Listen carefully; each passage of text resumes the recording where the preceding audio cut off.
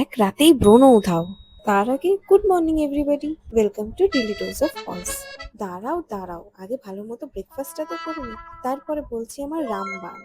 মানে ওই spot treatment ওয়ালা নিম হলুদের পেস্টটা মনে আছে নিশ্চয়ই। সিম্পলি জাস্ট ওটাকে নিয়ে পুরো ফেসে রাব করে নাও। এটার ম্যাজিক দেখানোর জন্য 10 মিনিটই যথেষ্ট। আগেই সাবধান করছি, বেশি সময় স্কিনে রাখবে না, স্কিন ইরিটেটেড হতে পারে।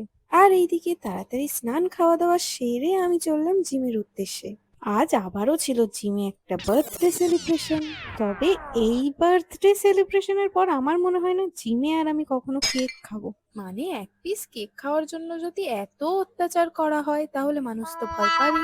আর এই ঘড়ি, এবার থেকে আমাদের উপর অত্যাচার শুরু আর শেষ এই ঘড়ি দেখেই হবে। এদিকে এই জালিম দুনিয়ায় আমাকে নিয়ে এত চিন্তিত আমার এই ছোট্ট বাচ্চাটা।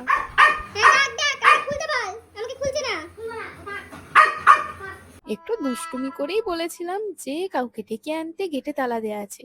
আর এইদিকে আমার পেয়ারাসা বাচ্চা নিজের সব রকম ভাবে চেষ্টা করেছে মাকে বোঝানোর বা ডাকার, কারণ আমি বাইরে দাঁড়িয়ে।